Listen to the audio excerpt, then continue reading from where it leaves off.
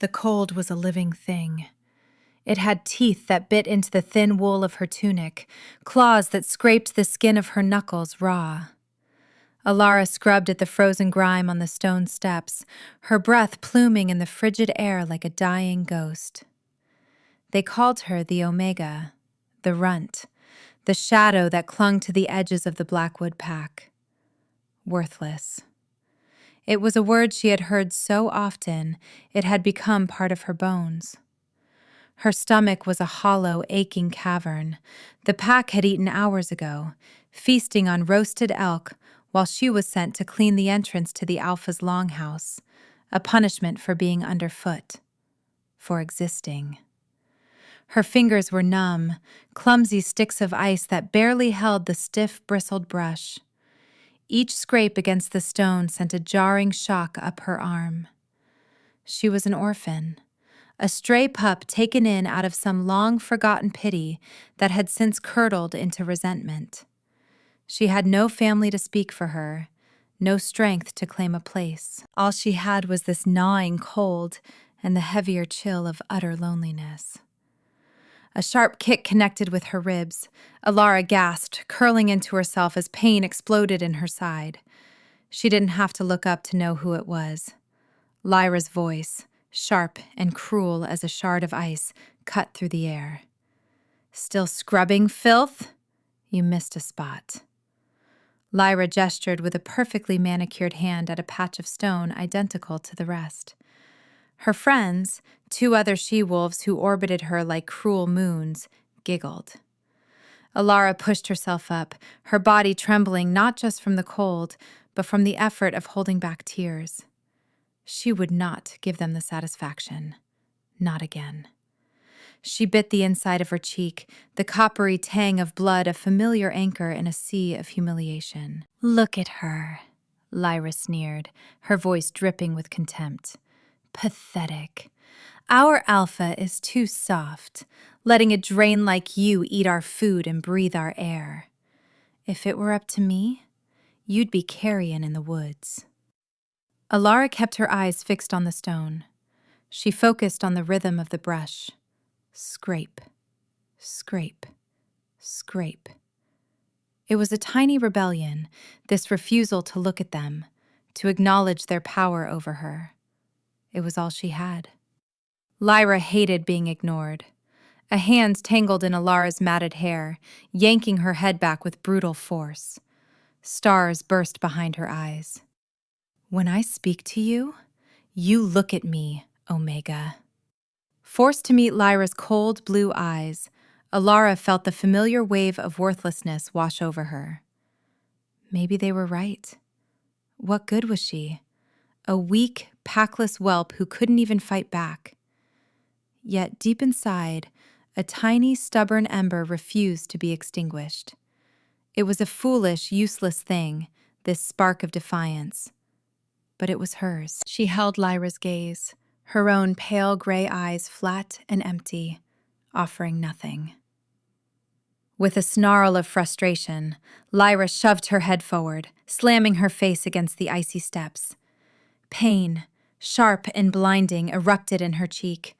Lyra and her friends laughed as they walked away, their footsteps crunching in the snow, leaving Alara alone with the taste of blood and the soul-deep ache of her existence.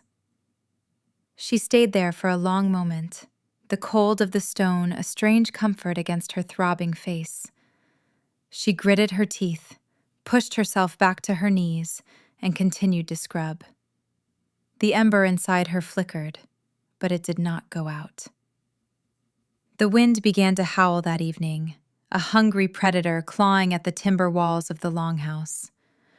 The blizzard arrived without mercy, a suffocating curtain of white that swallowed the world. It was the kind of storm that elders spoke of in hushed tones, a storm that culled the weak. Alpha Fenris stood before the great fire, his face a mask of grim authority. He was not a kind leader, but a pragmatic one. He saw his pack in terms of assets and liabilities. His gaze swept the hall and landed on Alara, huddled by the door, trying to absorb some distant warmth. She was a liability. "The winter is hard," his voice boomed, silencing the nervous chatter. "The herds are thin. We cannot afford to carry dead weight." His eyes, cold chips of flint, remained fixed on her. A dreadful certainty coiled in Alara's gut. "Alara," he commanded. She flinched, her name sounding like a curse on his tongue. Slowly, she rose to her feet, every eye in the hall now on her. They were the eyes of a jury that had already passed its sentence. "You contribute nothing," Fenris stated, his words as brutal and unforgiving as the storm outside. "You are a mouth we cannot spare the food to feed. The Blackwood Pack is no place for Omegas." He pointed a thick finger at the barred door, where the wind screamed like a banshee. "You are banished. Go and seek your fortune with the storm." A collective gasp went through the hall, but no one spoke up for her, not a single voice. Lyra wore a triumphant, vicious smirk. This was more than she could have ever hoped for. It was a death sentence. Fear, cold and sharp, pierced through the numbness that usually protected Alara. Banishment?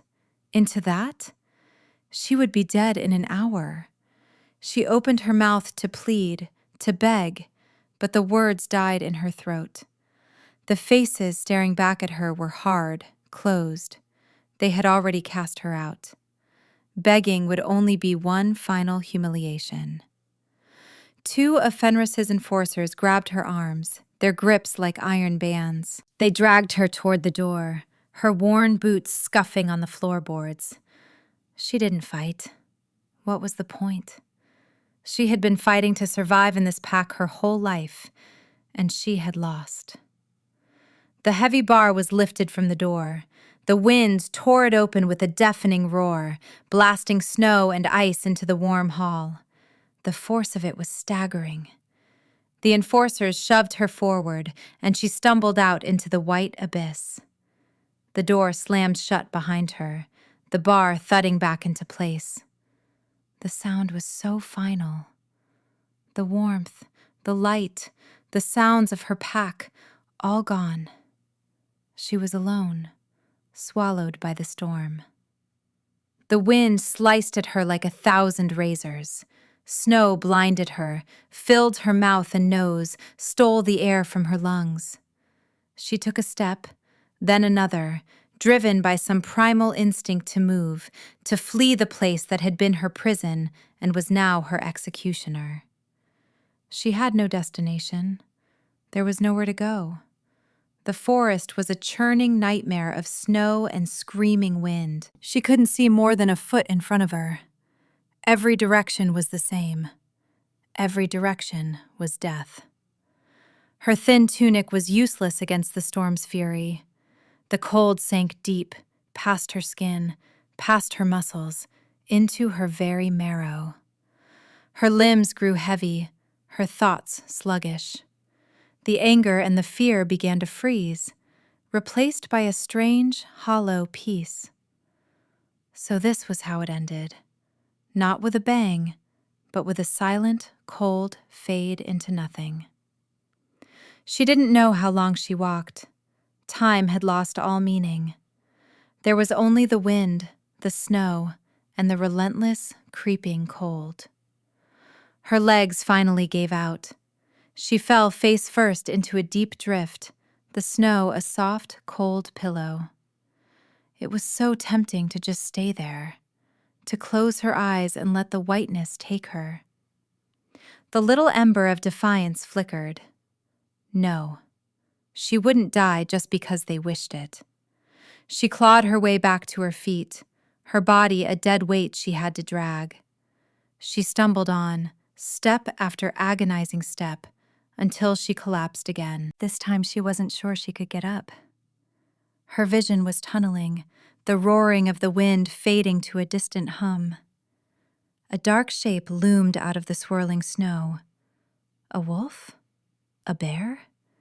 It was massive, a silhouette of immense power against the white chaos. It moved with an impossible grace, the storm seeming to part around it. As it drew closer, it resolved into the shape of a man, a giant of a man, cloaked in thick black furs, with snow clinging to his broad shoulders and long dark hair. He stopped a few feet from her, and she felt his gaze on her even though she could barely see. There was an aura of ancient power around him, an absolute stillness in the heart of the storm's fury. He knelt beside her, and the wind seemed to die down, as if afraid of him. He brushed the snow from her face with a hand that was surprisingly gentle, though large enough to span her entire head. She tried to flinch away, a lifetime of abuse screaming at her to fear any touch, but she was too weak. Then she saw his eyes. They were not a normal color. They were the color of molten gold, glowing with their own internal light. They held an intensity that burned through the fog in her mind, seeing not just the dying girl in the snow, but something deeper, something inside her soul. Little one. His voice was a low rumble, deeper than thunder, yet softer than anything she had ever heard. What are you doing out here? She couldn't answer. Her lips were frozen, her tongue a lump of ice. Her life was guttering out like a cheap candle. He seemed to understand. With an effortless strength, he slid one massive arm beneath her knees and the other behind her back, lifting her as if she weighed nothing at all. The moment his bare hand touched the skin of her neck, the world exploded. It was not a sound, but a feeling.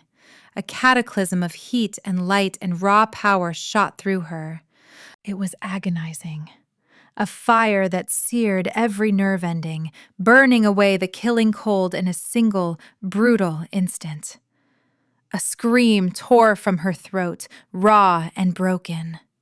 She felt a burning pain on her collarbone, as if she'd been branded with a hot iron.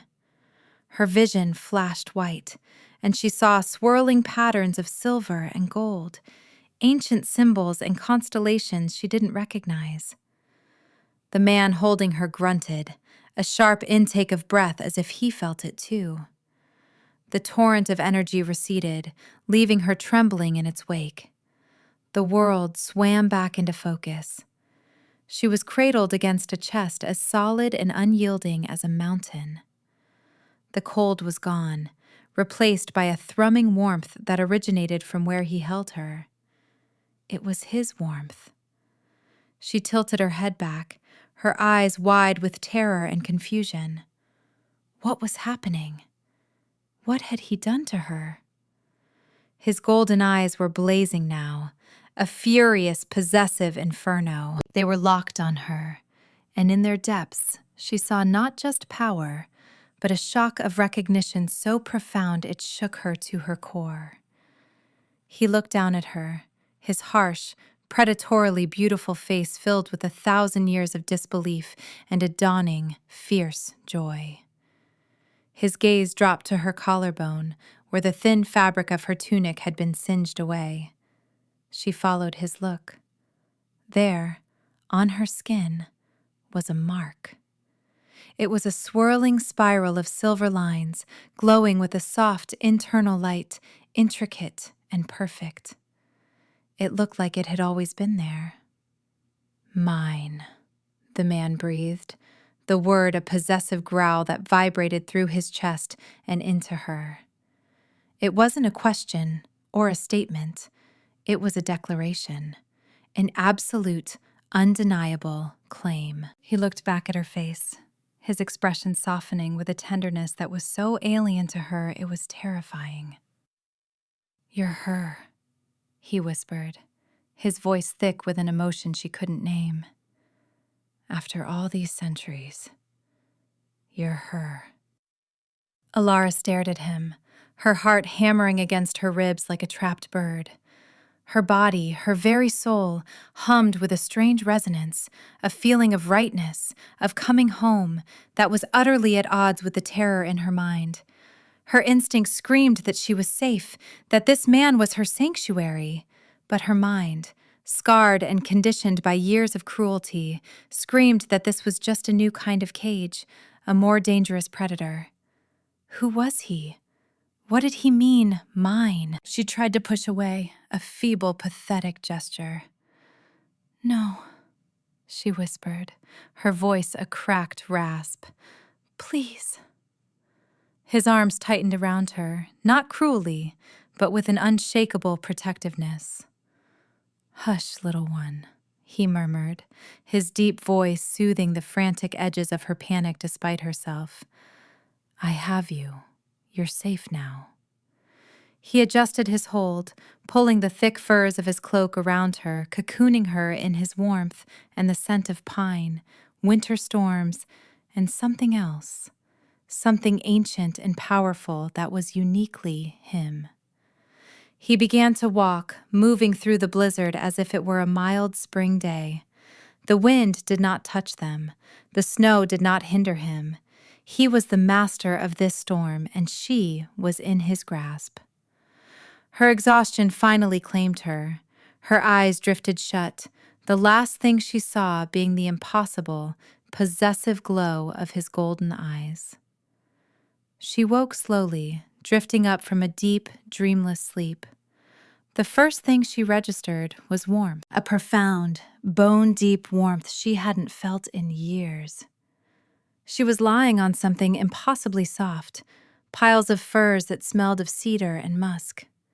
A massive stone fireplace dominated one wall of the room, a roaring fire casting dancing shadows on the timbered ceiling high above. This was not the Blackwood Longhouse. It was a place of wealth and power she couldn't have imagined. Carved wooden pillars held up the roof, and rich tapestries depicting epic hunts and starry skies adorned the walls. She pushed herself up, her muscles aching. She was wearing a simple linen shift, clean and soft against her skin. Her old, filthy tunic was gone. Her hand went instinctively to her collarbone. The skin was smooth, unblemished, but she could still feel it, a faint, warm tingle beneath the surface. Had she imagined it? The glowing mark? The man with golden eyes? It is real. The voice rumbled from the shadows near the fire. Alara gasped, scrambling back on the bed of furs until her back hit a cold stone wall. The man from the storm rose from a large, throne-like chair. He moved into the firelight, and her breath caught in her throat. He was even more imposing indoors. He was immense, broad-shouldered and powerful, with a harsh, beautiful face that looked as if it were carved from granite. His long, dark hair was free of snow now, held back from his face by leather ties, and his eyes, they were still that impossible molten gold. "Who are you?" she whispered, her voice trembling. He took a step closer, and her fear spiked. She pressed herself harder against the wall. He stopped immediately, a flicker of something, pain, regret, crossing his features. "My name is Kaelin," he said, his voice a low, calm vibration. "I am the Alpha King." The Alpha King. The name was a legend, a myth whispered around campfires. The ruler of all packs, an ancient being of immense power who lived in a fortress deep in the heart of the northern mountains. He wasn't supposed to be real, and he was standing in front of her. "The mark," he continued, his golden gaze intense. "It is the sign of the soul bond, a connection that chooses one mate in a lifetime. I have waited over 500 years for it. For you." Alara's mind reeled. Soul bond? Mate? This was insane. A mistake. "No," she said, shaking her head. "You're wrong. I'm nobody. An omega. Worthless." The word came out automatically, a bitter truth she had long since accepted. Kaelin's face hardened, a dangerous light entering his eyes. "Who called you that?" he asked, his voice dropping to a deadly soft growl. Who dared to call my queen worthless? My queen. The words made her dizzy. Everyone, she answered honestly, her voice barely audible. A muscle jumped in his jaw. He looked as if he wanted to tear down a mountain with his bare hands. They were fools, he said with absolute certainty. Blind fools. The bond does not lie. It has chosen you. You are the other half of my soul. He took another slow step toward her, his hands held open in a gesture of peace. I will not harm you, Alara. I swear it on my life. But I cannot let you go. She watched him, her heart a frantic drum against her ribs. He was terrifying. He was beautiful. His eyes promised a devotion so fierce it felt like it could consume her. And a part of her, a part she had never known existed, yearned for that consumption. But the rest of her, the broken, abused part, cringed away in terror. He sat on a low stool several feet away, giving her space. Rest, he said, his voice softening again. You are weak from the cold. We can speak more later. He gestured to a nearby table laden with food, roast chicken, fresh bread, cheese, and a steaming pitcher of what smelled like mulled cider. Her stomach cramped with a hunger so sharp it was painful. She didn't move. She couldn't trust this. It was too good. Kindness was a weapon she didn't understand. As Kaylin sat watching her, a movement at the edge of the firelight caught her eye. A figure stepped out of the shadows. It was Gideon, one of Alpha Fenris's best trackers, a wolf who had always looked at her with a mixture of pity and contempt. His clothes were torn, his face pale with exhaustion and shock. He must have been sent out to confirm her death and followed the strange lack of a storm to Kaylin's fortress. Gideon's eyes widened as he saw her, alive and whole, sitting in the Alpha King's private chambers. Then his gaze dropped to her neck, to the collar of the simple shift. For a fleeting second, the bond mark on her skin pulsed with a soft silver light, a phantom glow only those with shifter blood could perceive. Understanding, and then a greedy, cunning light dawned in Gideon's eyes. He saw not Alara, the worthless Omega. He saw the Alpha King's fated mate. He saw a key, a weapon, a path to power he had only ever dreamed of. He gave a short, formal bow to Kaylin, his eyes never leaving Alara. Alpha King, he said, his voice strained. I was tracking a stray from my pack. I see you have found her. He was careful, his words chosen to imply she belonged to them, not to Kaylin. Kaylin's golden eyes narrowed to slits. She is no stray, he rumbled, his voice laced with deadly promise. And she is no longer of the Blackwood pack. She is under my protection. She is mine. Gideon's gaze flickered between the ancient king and the girl he'd known only as dirt beneath his boots. A plan was forming behind his eyes, a dark and treacherous thing. He bowed again, lower this time.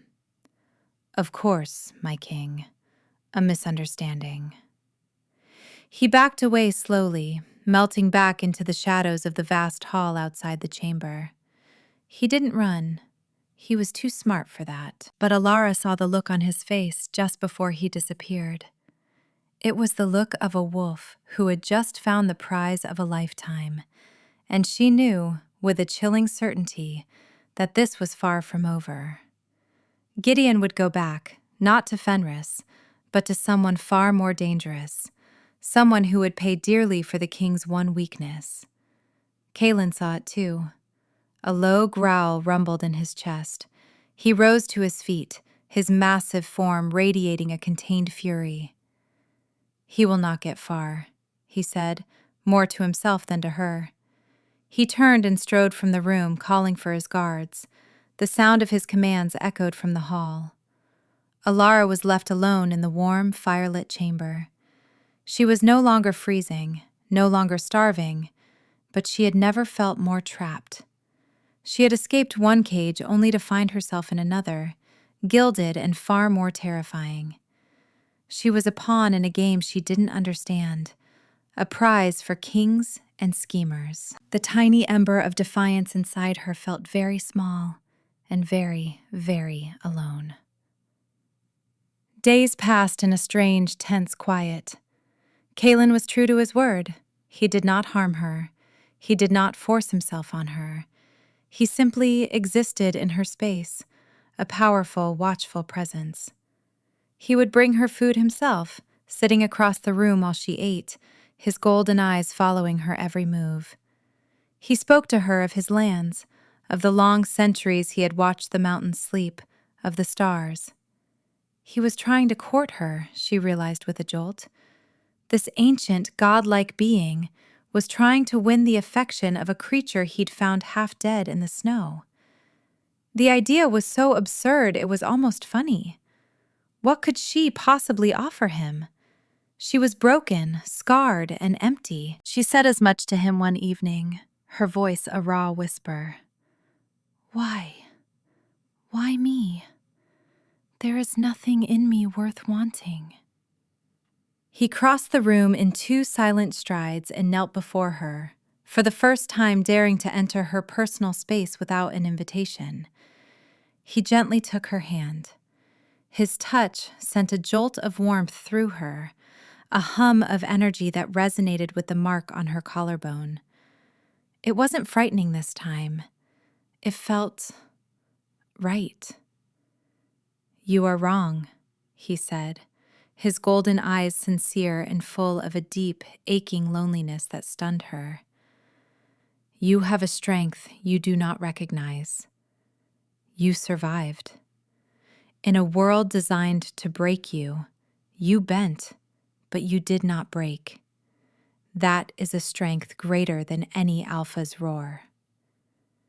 He lifted her hand and pressed his lips to her scarred knuckles. That is what I want. That is what I have waited for. A fragile tendril of hope began to unfurl in her chest. Could it be true?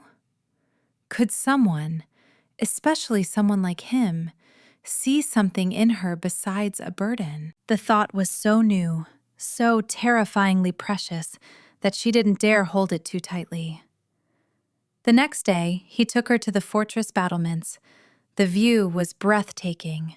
Snow-capped peaks stretched as far as the eye could see, a majestic, untouched wilderness of rock and pine. The air was clean and sharp. For the first time, she felt a sense of freedom, not confinement.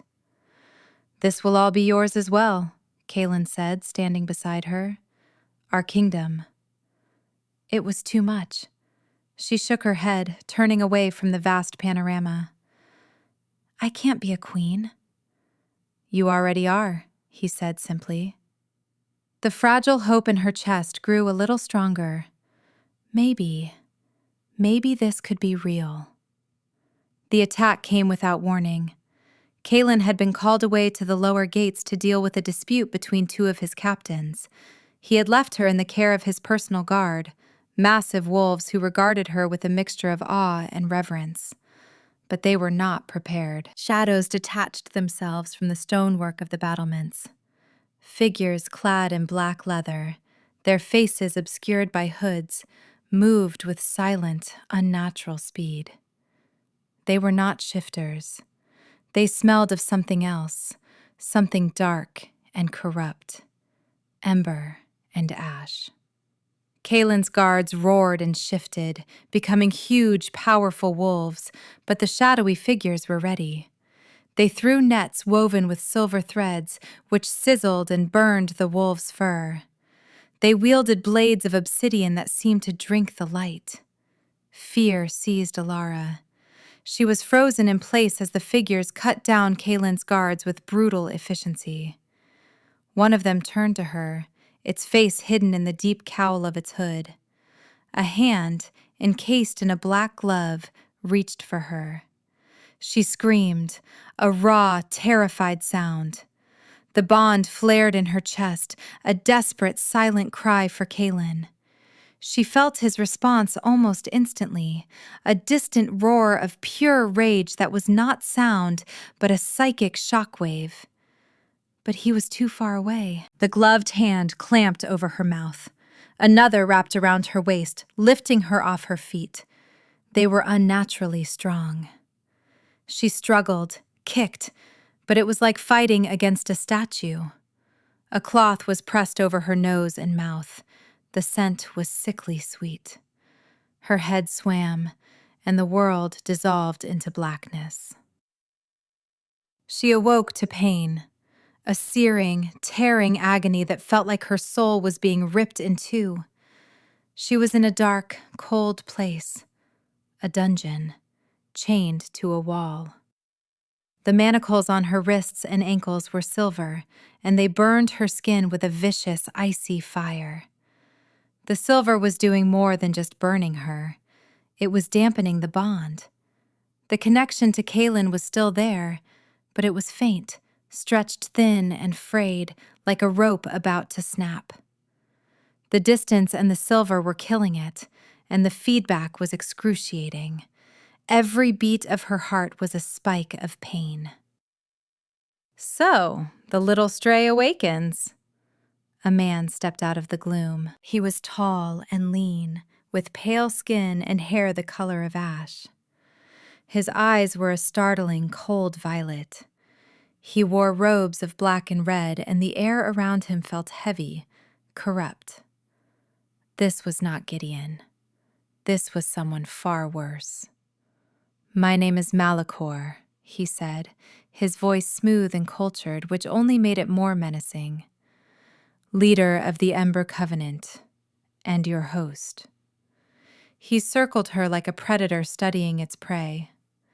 "You have caused quite a stir. The Alpha King's lost mate. His one weakness, after all these centuries of untouchable strength. A priceless treasure." He smiled, a thin, cruel slash of a mouth. "Gideon was a fool to think he could control you himself. He was, however, useful in bringing you to me."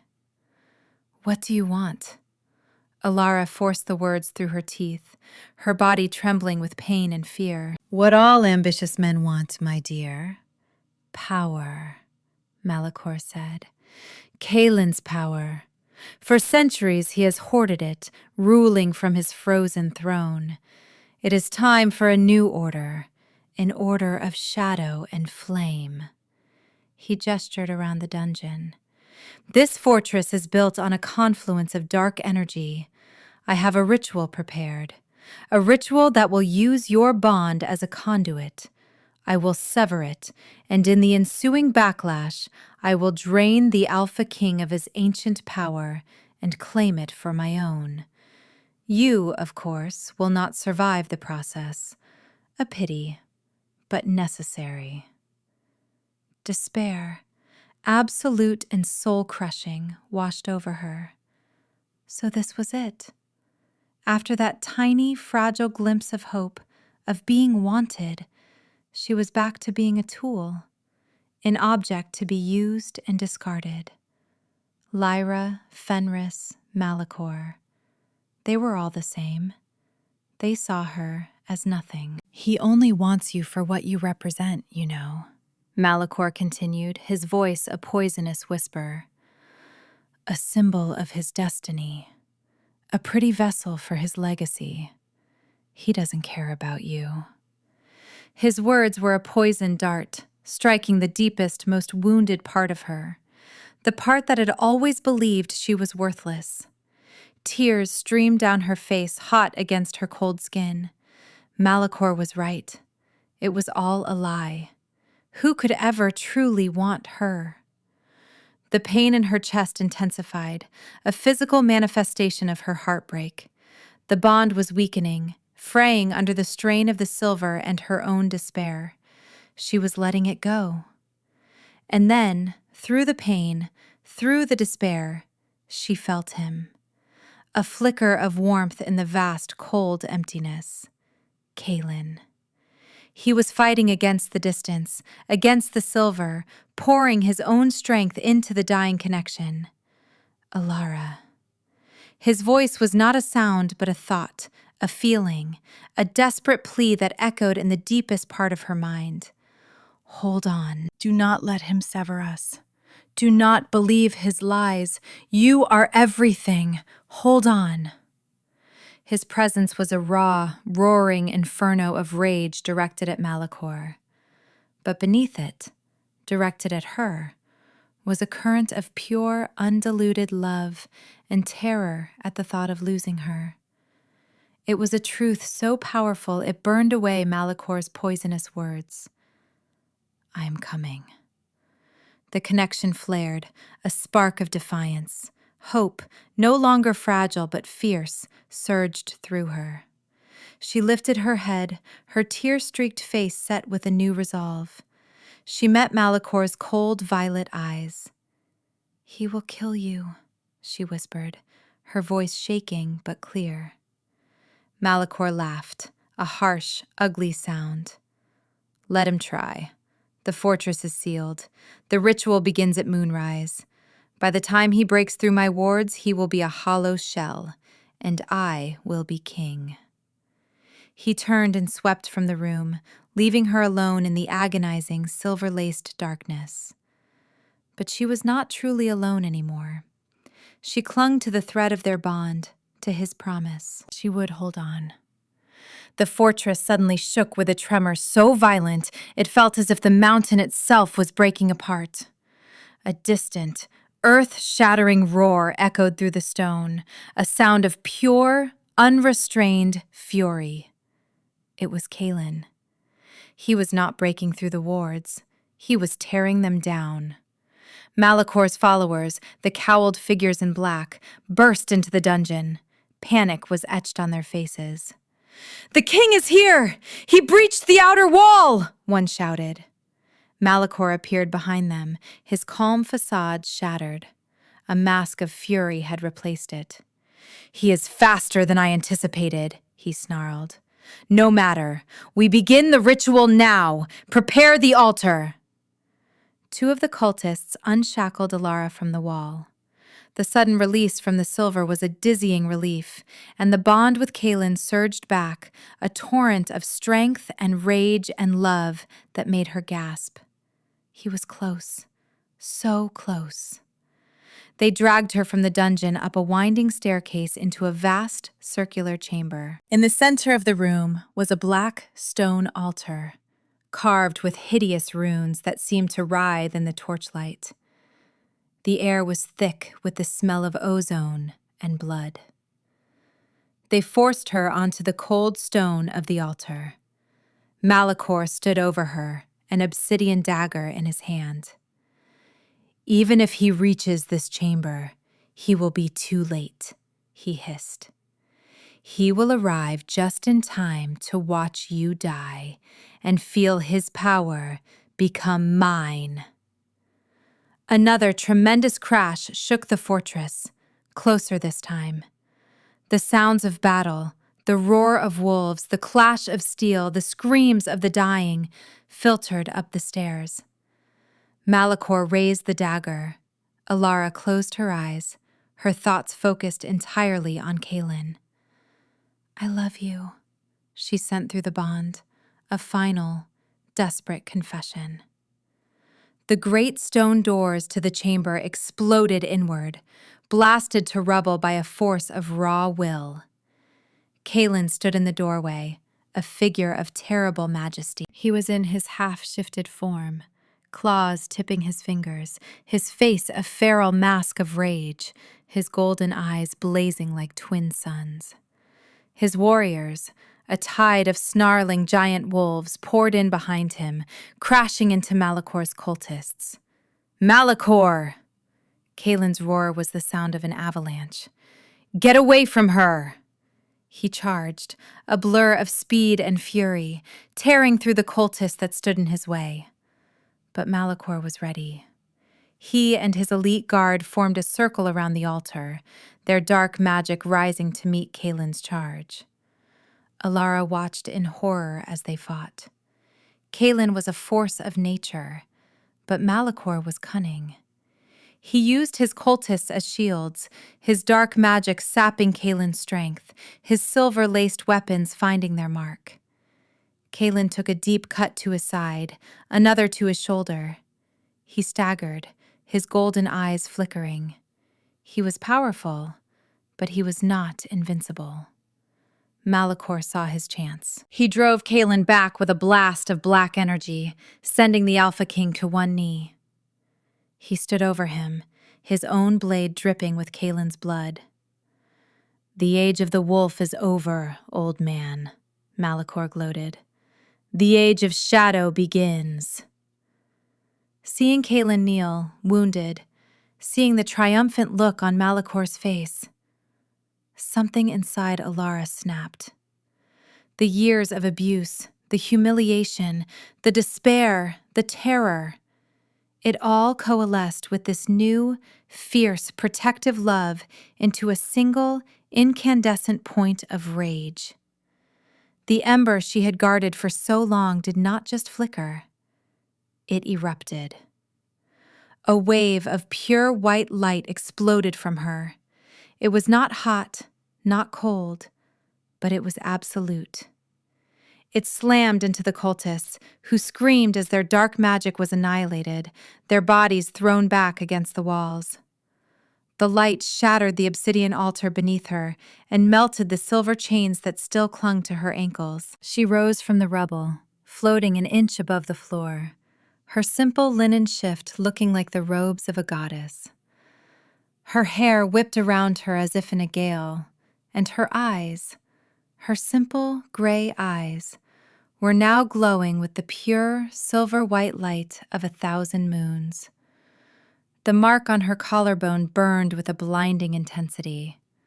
Power, ancient and wild, a power of creation and healing and fierce protection, coursed through her veins. It was the power of a queen, dormant for a lifetime, now awake and furious. Malachor stared, his jaw slack with disbelief. What are you?" She looked at him, and her voice was no longer the whisper of a frightened girl. It was a chorus of echoes, filled with celestial power. "You called me worthless," she said, the words resonating with the light that poured from her. "You called me a stray, an omega." She extended a hand toward Kaelin. A beam of the silver light flowed from her palm, enveloping him. His wounds steamed and closed, his strength surged back, his golden eyes widening in awe as he looked at her. She turned her full attention back to Malachor. She took a step, and the stone floor cracked beneath her feet. "I am no one's omega," she declared, her voice ringing with absolute authority. "I am Alara, and I am the queen." She raised her hand, and the light gathered around it, forming a spear of pure energy. Malachor screamed, throwing up a shield of shadow, but it was useless. The light pierced through it as if it were smoke. It struck him in the chest, and he was consumed, his body dissolving into ash and embers that were then extinguished by her cleansing radiance. The light receded, flowing back into her until only her eyes still held a soft, silvery glow. The power settled, no longer a raging inferno, but a steady, warm flame deep within her. She swayed, the expenditure of so much energy at once leaving her dizzy. Before she could fall, strong arms were around her. Kaelin. He held her tight against his chest, burying his face in her hair. He was trembling. "Alara," he breathed her name like a prayer. You You saved me. She leaned against him, her strength returning as his warmth flowed into her. She looked up into his golden eyes, which were filled with a love and reverence that stole her breath. You are my mate, she said, the words feeling right and true on her tongue for the first time. I would not let him harm you. He lowered his head and kissed her. It was not a kiss of possession or claiming, but one of equals, of reverence. It was a kiss that sealed their bond, a promise of a shared future. It was everything. As their lips met, the silver mark on her collarbone flared with brilliant light. At the same moment, Kaelin gasped, a sharp intake of breath. He pulled back slightly, his eyes wide. On his own skin, just over his heart, an identical mark was burning its way into existence, a swirling spiral of gold that perfectly mirrored her silver. She had claimed him back. The bond was complete, a perfect, balanced circle. He laughed, a deep, joyous sound that filled the ruined chamber. My queen in truth, he said, touching the new mark on his chest, then her face, his thumb gently tracing her jaw. My fierce, beautiful queen. He swept her up into his arms and carried her out of the Chamber of Shadows, past his warriors who were finishing off the last of Malicor's followers. They emerged onto the battlements as the sun began to rise, painting the snow-covered peaks in hues of rose and gold. His people were gathered in the courtyard below, their faces turned up toward them. They had seen the light. They had felt her power. Kaelin held her for all to see. His voice, amplified by his alpha power, boomed across the fortress. Behold, he cried, his voice ringing with pride and love. Your queen, Alara, my soulmate, who saved us all. A moment of stunned silence, and then the courtyard erupted. A single, unified howl of acclamation rose from 1,000 throats, a sound of loyalty and acceptance that vibrated in Alara's bones. They were not just cheering for him. They were cheering for her. She looked down at the sea of faces, at the wolves and shifters of Kaelin's court, and saw no contempt, no pity. She saw only awe, respect. They were looking at their queen. Tears welled in her eyes, but for the first time in her life, they were not tears of pain or sorrow. They were tears of joy, of release. Kaelin set her gently on her feet, but kept an arm wrapped securely around her waist. He leaned in, his lips brushing her ear. Welcome home, he whispered. Home. The words settled into her heart, filling all the empty, broken places. She was no longer worthless. She was no longer invisible or alone. She was a queen. She was loved. She was home. Standing beside her king, her mate, she looked out at the dawn of her new life, and for the first time, she was not afraid. She was ready.